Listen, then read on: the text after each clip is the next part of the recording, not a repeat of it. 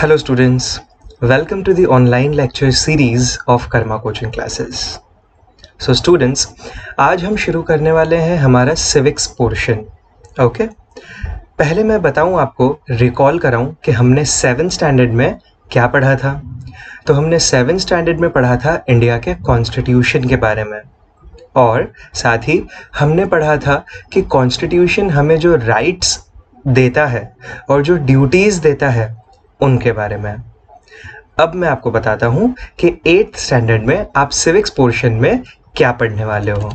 Okay, सो अब जो आपके स्क्रीन पर इंडेक्स दिख रही है वो है 8th स्टैंडर्ड के सिविक्स पोर्शन की. ऑलराइट, इसमें हम पढ़ने वाले हैं इंडिया के, मेजरली जो हम पढ़ने वाले हैं वो है इंडिया का पार्लियामेंट्री सिस्टम. यानी क्या कि गवर्नमेंट किस तरह से फंक्शन करती है हमारे कंट्री में, और ग्रेजुअली हम पढ़ेंगे कि इंडिया का जुडिशियल सिस्टम क्या है, यानी इंडिया का कानून कैसा है. और साथ ही साथ क्योंकि हम महाराष्ट्र स्टेट गवर्नमेंट की पढ़ाई करते हैं, हम महाराष्ट्र स्टेट गवर्नमेंट के बारे में भी पढ़ने वाले हैं.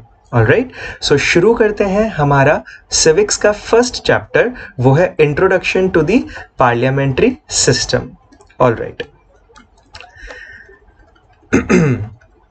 नाउ अब आपका ध्यान पूरा अपने स्क्रीन पर होना चाहिए. आपको दिख रहा है टेक्स्ट, और साथ ही साथ मैं एक्सप्लेन भी करने वाला हूं.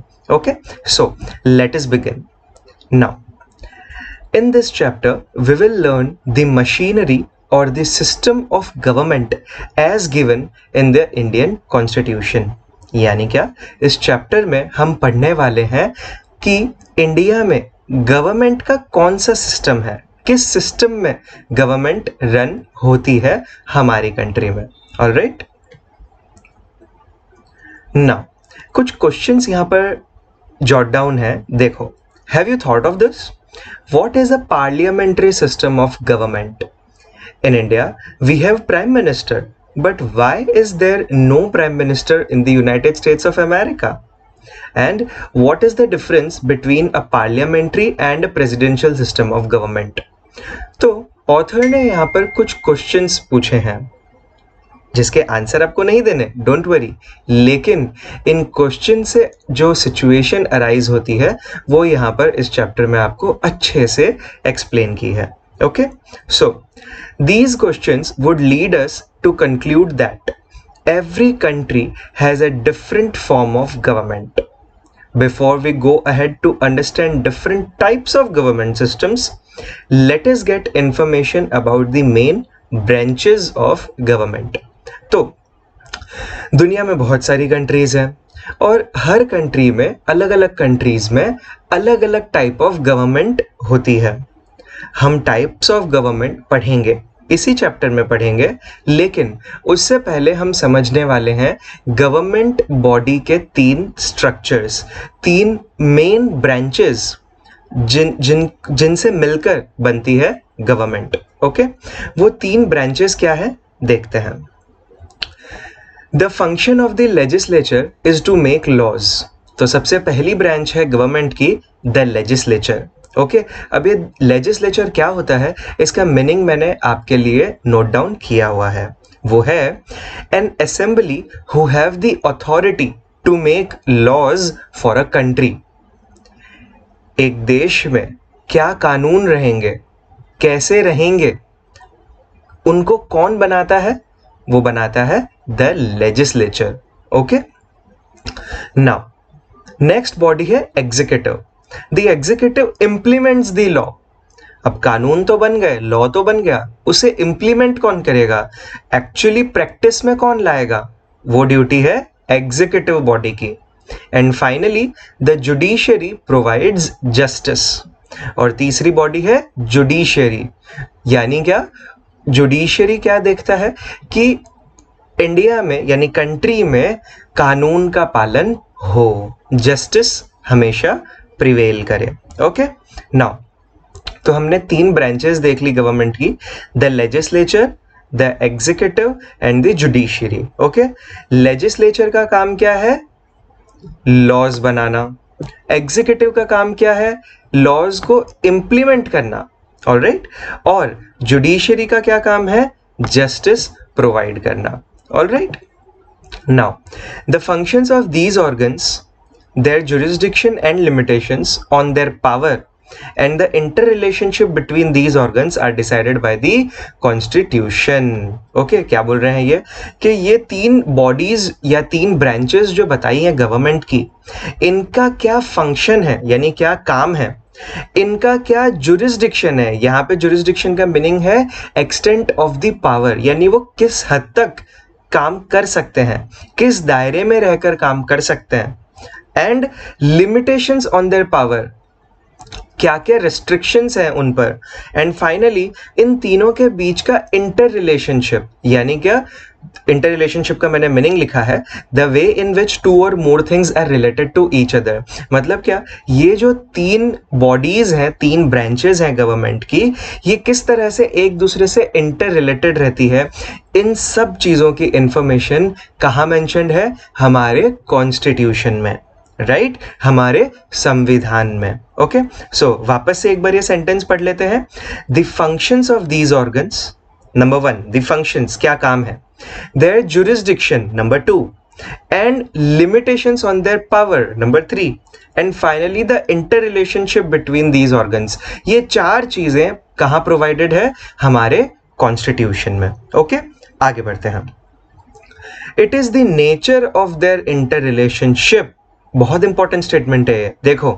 It is the nature of their inter relationship that determines the system of the government adopted in a particular country. यानी क्या, एक देश में गवर्नमेंट का जो सिस्टम होगा, जिस सिस्टम पे गवर्नमेंट रन करेगी, वो किस पर बेस्ड होता है, वो बेस्ड होता है इन 3 बॉडीज के इंटर रिलेशनशिप पर. ओके, नाउ अब हम जब इन 3 इंपॉर्टेंट ब्रांचेस के बारे में समझ लिए तो हम बात करते हैं इंपॉर्टेंट गवर्नमेंट सिस्टम्स की. ओके, तो ब्रॉडली 2 टाइप की गवर्नमेंट सिस्टम होती हैं, एक पार्लियामेंट्री सिस्टम, दूसरा प्रेसिडेंशियल सिस्टम. ओके, इंडिया में पार्लियामेंट्री सिस्टम पर गवर्नमेंट रन होती है. ओके, पढ़ते हैं अब आगे. There are 2 main types of government systems that are followed. Number 1 parliamentary system and 2 presidential system. Okay, अब हम डिटेल में पढ़ने वाले हैं पार्लियामेंट्री सिस्टम ऑफ गवर्नमेंट के बारे में, क्योंकि इंडिया में भी यही अडॉप्टेड है, इसी पर गवर्नमेंट रन होती है. Okay, so parliamentary system of government. The parliamentary system of government developed primarily in England. Okay, शुरुआत कहाँ से हुई थी, इंग्लैंड से. इंग्लैंड में सबसे पहले ऐसा माना जाता है कि पार्लियामेंट्री सिस्टम गवर्नमेंट की बनी थी. The English constitution is an unwritten constitution, लेकिन एक पेक्यूलियर, एक बहुत फीचर है इंग्लैंड का कि उसका कॉन्स्टिट्यूशन अनरिटन है, कोई किताब नहीं है, कहीं लिखा हुआ नहीं है. तो भाई देश रन कैसे होता है, देखो आगे लिखा है. The governance is carried out in accordance with the traditions and customs and conventions. यानी जो सरकार है वहाँ की, वो काम करती है ट्रेडिशंस एंड कस्टम्स के बेसिस पर, कन्वेंशंस के बेसिस पर. अब ट्रेडिशंस, कस्टम्स, कन्वेंशंस में बाल भर का डिफरेंस है.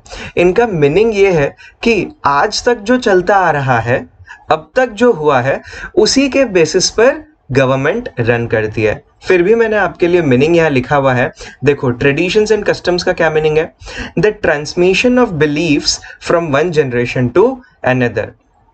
एक जनरेशन से दूसरे जनरेशन में बिलीफ ट्रांसमिट होते हैं, जो माना जाता है वो एक जनरेशन से दूसरे जनरेशन में ट्रांसफर होता है. साथ ही मैंने कन्वेंशन का मीनिंग यहाँ लिखा है, a way in which something is usually done.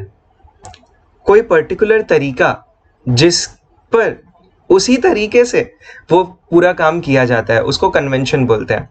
तो वही बात है जो मैंने आपको एक्सप्लेन की थी कि अब तक जो हो रहा है, आज तक जिस बेसिस पे हुआ है, उसी बेसिस पे गवर्नमेंट रन करती है. कहाँ, इंग्लैंड में. ओके, पर्टिकुलरली इंग्लैंड में. इंडिया का कॉन्स्टिट्यूशन तो रिटर्न है, उल्टा दुनिया का सबसे बड़ा कॉन्स्टिट्यूशन है हमारा. Okay, now the British Parliament is an institution that has evolved over a period of time. काफी लंबे समय से ये ग्रेजुअली इवॉल्व हुआ है. The parliamentary system of government having its roots in parliament is considered as a contribution of England. तो ऐसी government जो पार्लियामेंट में फॉर्म होती है, पार्लियामेंट्री सिस्टम से रन होती है, पार्लियामेंट में उसके कामकाज होते हैं, ऐसा कंट्रीब्यूशन किसका है? इंग्लैंड का है. Okay, India has adopted this parliamentary system, और इंडिया ने भी अडॉप्ट किया है पार्लियामेंट्री सिस्टम. क्यों किया है, इस चैप्टर में हम आगे देखने वाले हैं. Now, we can see some broad similarities in the parliamentary system of England and the parliamentary system of India.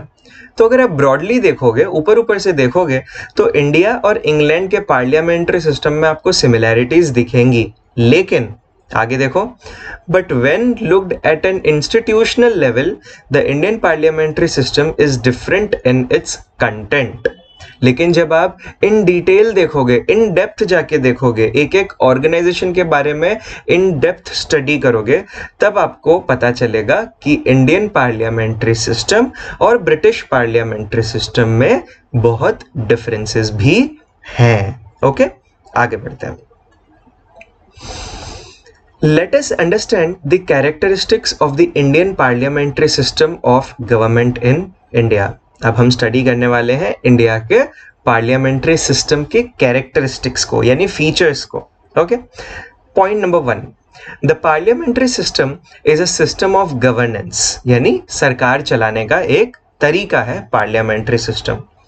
The legislature of the central government is known as the parliament, और कोई भी country जिसमें parliamentary system पर central government बनती है, उसके legislature को parliament बोलते हैं. लेजिस्लेचर मतलब क्या? देखो, मैंने यहां पर बताया था, N assembly who have the authority to make laws for a country. और ये असेंबली इंडिया में है लोकसभा और Rajya Sabha along with the president. Okay, now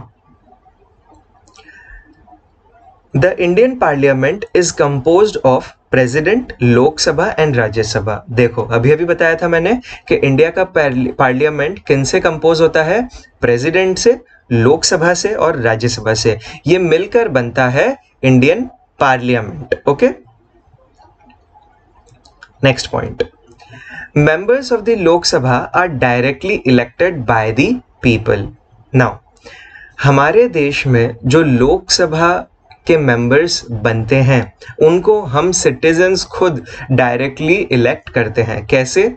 vote देकर. ओके, रिसेंटली 2019 में during the month of April, May, March, April, May and June, उनमें आपने देखा होगा कि आपके पेरेंट्स जाकर वोट दिए हैं. ओके, वो क्यों दिए हैं? ताकि हमारी सेंट्रल गवर्नमेंट, यानी मेन जो पार्लियामेंट की बॉडी होगी, वो फॉर्म हो पाएगी. Okay, the number of members in the house, यानी Lok Sabha house, okay, is fixed है. ध्यान है आपको कितने मेंबर्स हैं? अरे बहुत इजी नंबर है, 545 है ना. लर्न करने में कितना आसान है. ओके, सो 545 मेंबर्स फिक्स्ड है हमारे कंट्री में. ओके, जिसमें से इलेक्शन जो होता है वो 543 सीट्स पर होता है. 2 सीट्स एंग्लो इंडियन कम्युनिटी के डायरेक्टली अपॉइंट किए जाते हैं. बट रीसेंट एक अपडेट बता दूं आपको, रिसेंटली जनवरी 2020 में, यानी कुछ मंथ्स पहले ही, एंग्लो इंडियन कम्युनिटी के जो 2 सीट्स डायरेक्टली अपॉइंट की जाती है, उस सिस्टम को एबॉलिश कर दिया गया है, यानी ख़त्म कर दिया गया है.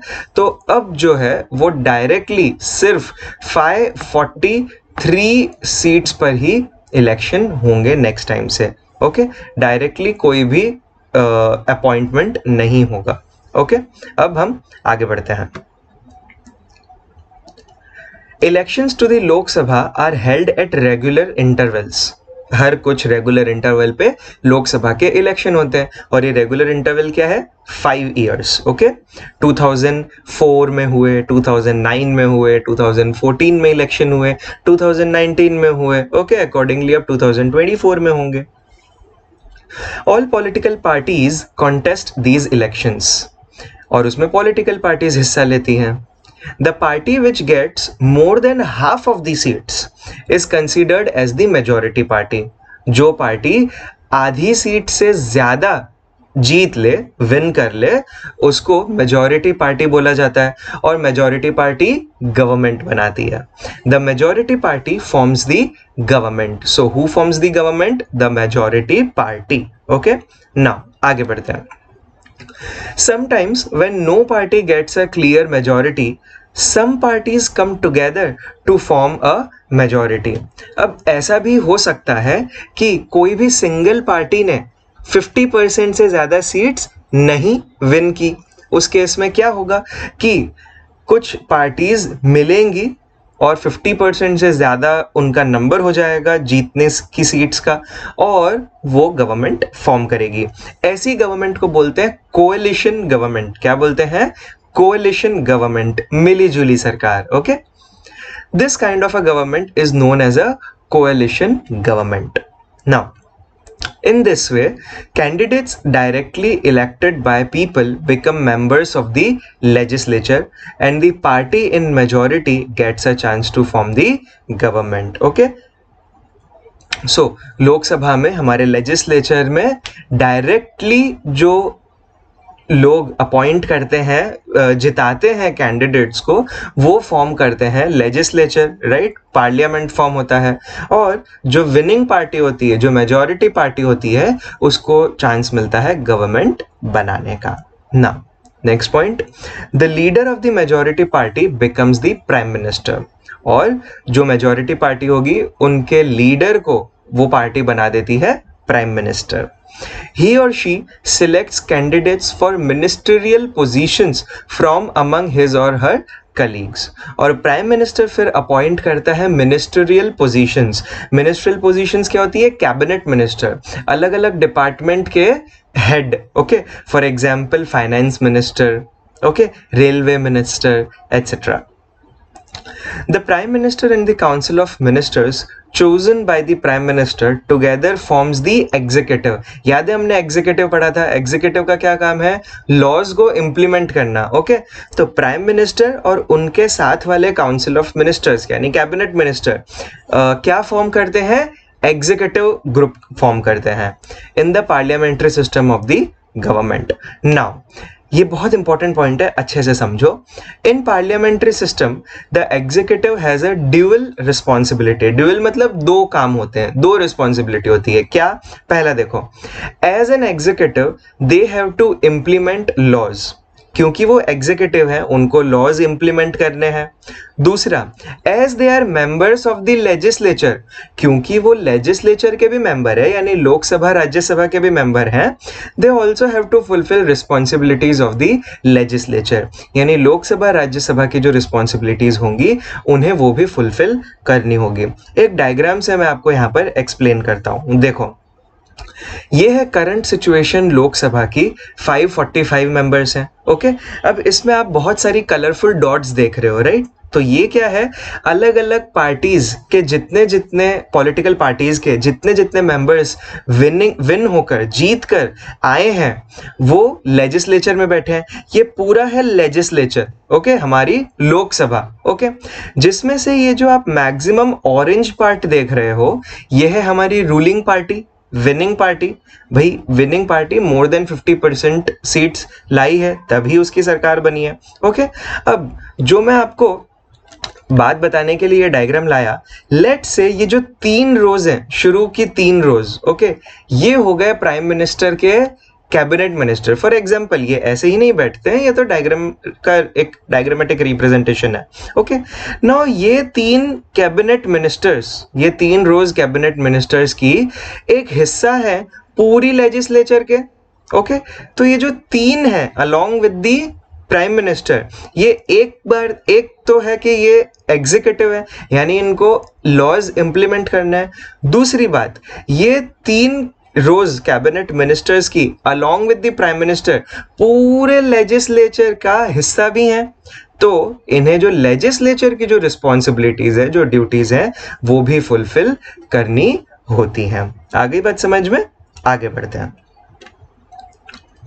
वापस अब आपका ध्यान टेक्स्ट में होना चाहिए। The prime minister and the council of ministers is responsible to the legislature for all their actions and policies।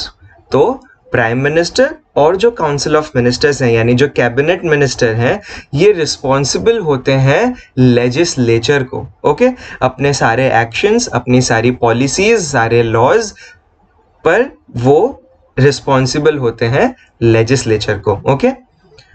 It means that the Council of Ministers has to work with the legislature. Legislature के साथ Council of Ministers को काम करना होता है। It is for this reason that the parliamentary system is known as responsible system of government। और इसीलिए responsible system of government कहा जाता है पार्लियामेंट्री सिस्टम को। भाई पूरी रिस्पॉन्सिबिलिटी लेकर ये एग्जीक्यूटिव्स जो हैं ये साथ चलते हैं, खुद अपना रोल भी प्ले करते हैं एग्जीक्यूटिव होने का और लेजिस्लेचर के साथ भी ये हमेशा चलते हैं। Another distinct characteristic of parliamentary system of government is collective responsibility। अब ये collective responsibility क्या है देखो आगे समझाया है। Decision taken by any ministry or department is considered as decision of the government। क्या बोल रहे हैं ये कि कोई भी मिनिस्ट्री या कोई भी डिपार्टमेंट जो डिसीजन लेता है ऐसा माना जाता है कि ये डिसीजन गवर्नमेंट ने लिया है। भाई कुछ भी गलत हो जाए तो ऐसा नहीं कि भाई गवर्नमेंट बोल देगी कि ये डिसीजन तो उस मिनिस्टर ने लिया है, सिर्फ उसको जाके पकड़ो, नहीं, गवर्नमेंट का ही डिसीजन माना जाएगा वो कोई भी डिसीजन जो पर्टिकुलर मिनिस्ट्री या डिपार्टमेंट ने लिया है। आ गई बात समझ में? आगे बढ़ते हैं।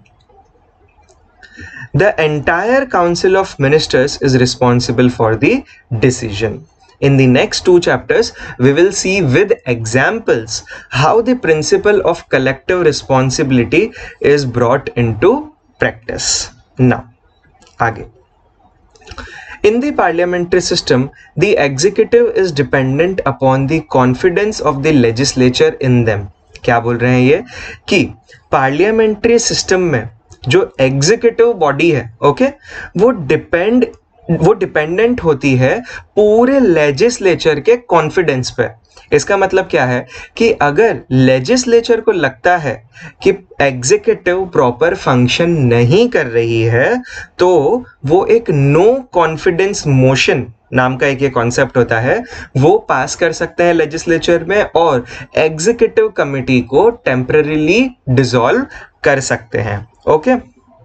वापस मैं बता दूं, लेजिस्लेचर क्या है? हमारी लोकसभा, राज्यसभा और प्रेसिडेंट, ओके। लोकसभा और राज्यसभा में दूसरी पार्टी के भी मेंबर्स होते हैं, सिर्फ रूलिंग पार्टी के नहीं।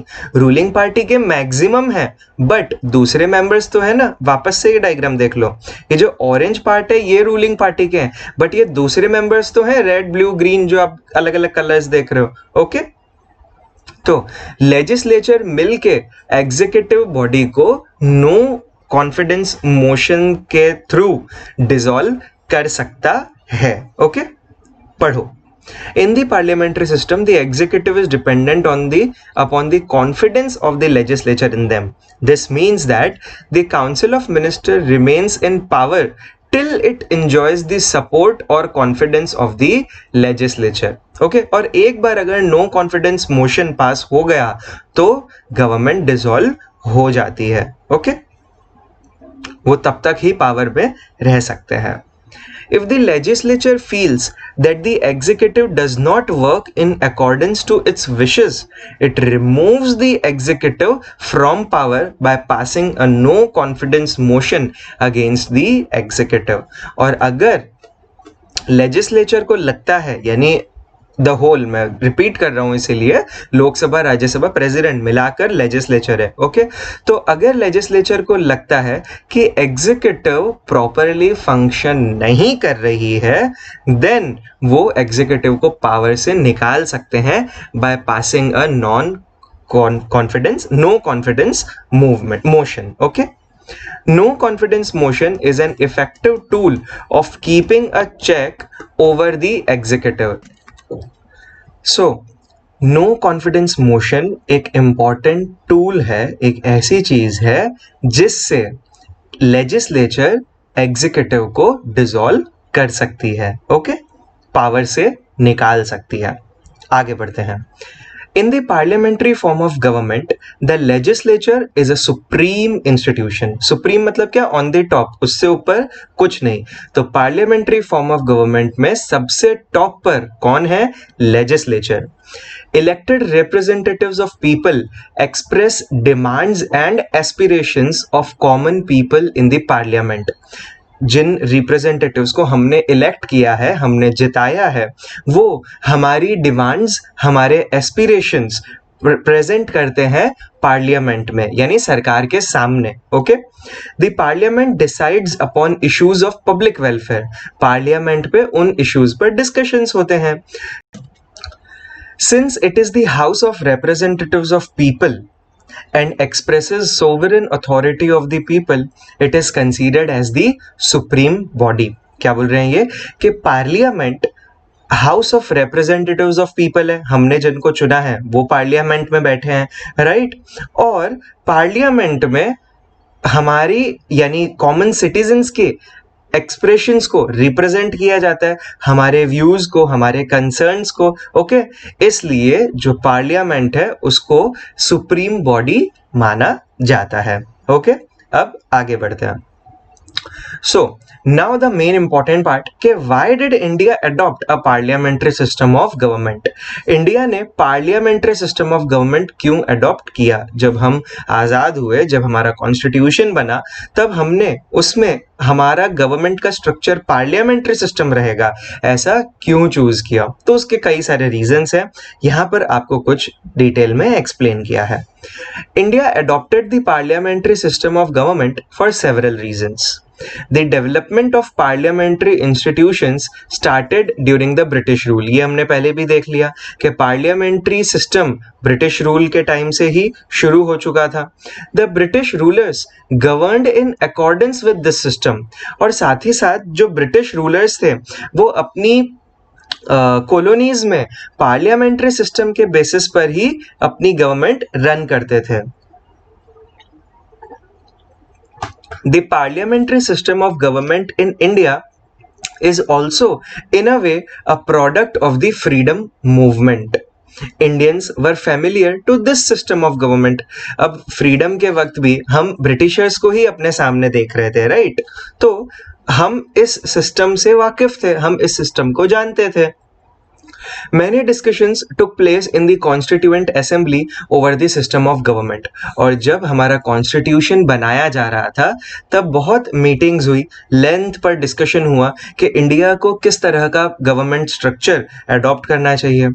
The framers of the Constitution made few changes in the parliamentary system to suit the Indian situation. और इंडिया के सिचुएशन को जो प्रेफरेबल था, हमें जिस चीज़ की ज़रूरत थी उस हिसाब से कुछ मॉडिफिकेशंस किए गए, कुछ अमेंडमेंट्स किए गए, चेंजेस लाए गए और पार्लियामेंट्री सिस्टम ही अडॉप्ट किया गया, ओके। आगे बढ़ते हैं। Discussions and deliberations are an integral part of the parliamentary form of government. अब parliamentary form of government में discussion एक बहुत बड़ा important role play करता है। भाई जो legislature बैठा है, जो लोकसभा राज्यसभा है, वहाँ पर discussions होते हैं और उसके बाद ही laws formulate किए जाते हैं। Questions related to public welfare are discussed in the legislature और public welfare से जुड़े हुए सवाल legislature में डिस्कस किए जाते हैं। Members from the opposition party also take part in these discussions और भले ही से जो opposition party के members हैं, यानी जो पार्टी की गवर्नमेंट नहीं है उसको opposition party बोलते हैं, उसके members भी इन discussions में पार्ट लेते हैं। Opposition parties may support the government wherever appropriate. जहां उन्हें ठीक लगता है वहां वो गवर्नमेंट को सपोर्ट करते हैं। Point out the shortcomings in policies and laws. और जहां उन्हें ठीक नहीं लग रहा होता है वहां वो अपना कंसर्न रेज करते हैं कि भाई ये पॉइंट तो गलत है। Put up the studied arguments and questions etcetera, और वो इस तरह से अपनी बात लेजिस्लेचर में यानी पार्लियामेंट में रखते हैं. This helps the legislature to make proper laws, और इस तरह से प्रॉपर कानून फॉर्मुलेट कर लिया जाता है पार्लियामेंट में. तो यहां पर हमने पढ़ा पार्लियामेंट्री सिस्टम ऑफ गवर्नमेंट के बारे में. अब हम पढ़ेंगे presidential system of government. Okay, presidential system of government can be said to be another important system of government. ये एक दूसरे टाइप का स्ट्रक्चर है, सिस्टम है. This type of systems exists in countries such as United States of America. So USA में presidential system of government basis पर government form होती है. ओके, प्रेसिडेंशियल सिस्टम पर. This system is different from the parliamentary form. Parliamentary form जो यानी India में है, कई देशों में है, उससे प्रेसिडेंशियल सिस्टम अलग है. ओके, डिफरेंट है. In this system the president is the executive and is independent of the legislature and as the head of the state is directly elected by people. ये सबसे मेजर डिफरेंस है parliamentary system और presidential system में. वो ये है कि इस सिस्टम में, प्रेसिडेंशियल सिस्टम में, प्रेसिडेंट ही एग्जीक्यूटिव है, यानी क्या, उसी को लॉज इंप्लीमेंट करने हैं, और लेजिस्लेचर से वो इंडिपेंडेंट है. लेजिस्लेचर अलग और प्रेसिडेंट अलग. इंडिया में जो पार्लियामेंट्री सिस्टम ऑफ गवर्नमेंट है, उसमें प्राइम मिनिस्टर खुद लेजिस्लेचर का पार्ट है, हिस्सा है और डिपेंडेंट है एक दूसरे पे. ओके, प्रेसिडेंशियल सिस्टम में ऐसा नहीं है. प्रेसिडेंट जो हेड ऑफ द स्टेट है यानी गवर्नमेंट का हेड है, वो इंडिपेंडेंट है लेजिस्लेचर से. और दूसरा मेजर डिफरेंस कि यहां पर प्रेसिडेंट का भी इलेक्शन डायरेक्ट लोग करते हैं. ओके, फॉर एग्जाम्पल यूएसए के करंट प्रेसिडेंट डोनाल्ड ट्रंप हैं, उनको डायरेक्टली लोगों ने वोट दिया है. क्या हमारे current Indian prime minister Narendra Modi को हमने वोट दिया? नहीं, हमने अपने अपने कॉन्स्टिट्यूएंसीज में इलेक्ट किए लोगों को. ओके, नेताओं को. और जो पार्टी मेजरली जीती, ओके, उनके लीडर यानी नरेंद्र मोदी को प्राइम मिनिस्टर अपॉइंट किया गया, उन लीडर्स ने, यानी जिनको हमने जिताया है उन्हें. Is that clear? ओके, आगे बढ़ते हैं. Such a system is known as the presidential system of government. इस सिस्टम को क्या बोलते हैं? ऐसे सिस्टम को बोलते हैं presidential system of government. Though the three organs are independent from each other, there are enough connections between them to work in harmony, यानी coordination. तो three organs, अरे याद है क्या three organs कौन से थे? बोलो. देखो, जो हमने शुरू में पढ़े, द लेजिस्लेचर, ये green part, the legislature, the executive and the judiciary. याद आया? तो इन्हीं ऑर्गन्स की अभी भी बात की जा रही है.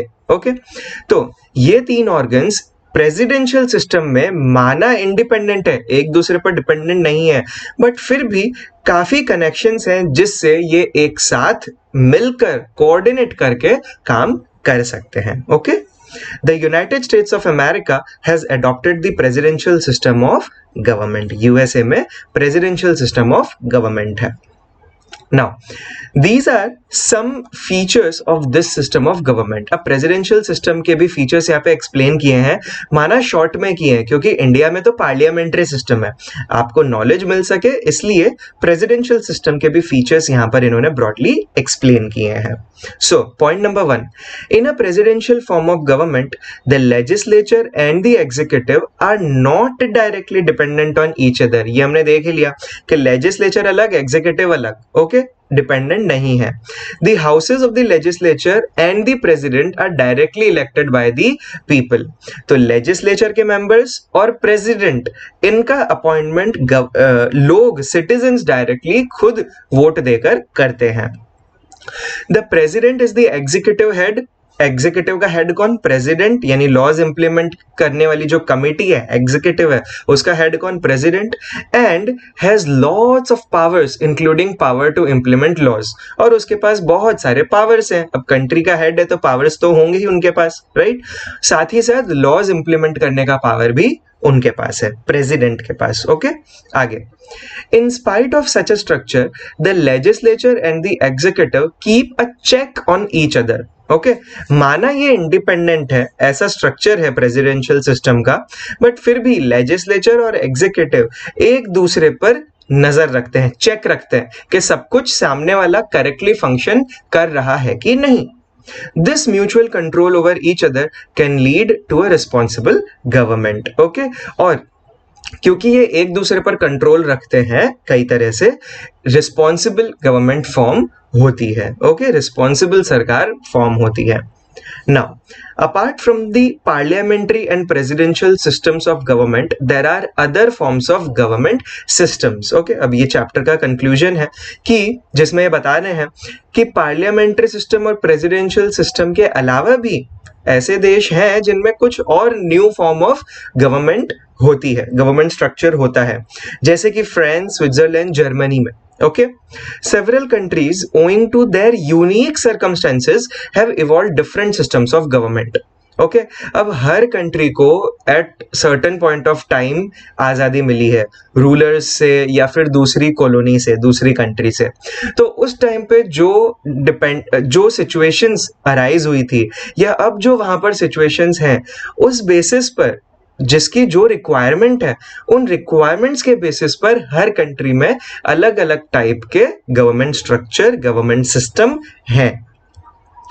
Now, in the next chapter, we will study the structure, working and role of the Indian Parliament. अब हम next chapter में Indian Parliament का structure पढ़ने वाले हैं, किस तरह से वो काम करते हैं, उसका क्या रोल है इंडिया में, वो स्टडी करने वाले हैं. Okay guys, so with this हमारा सिविक्स का फर्स्ट चैप्टर कंप्लीट हो गया है. ओके इस वीडियो को आप अच्छे से देखो, समझो, और कोई भी डाउट्स हो तो आप मुझसे कनेक्ट हो सकते हो. Okay till then take care, bye bye.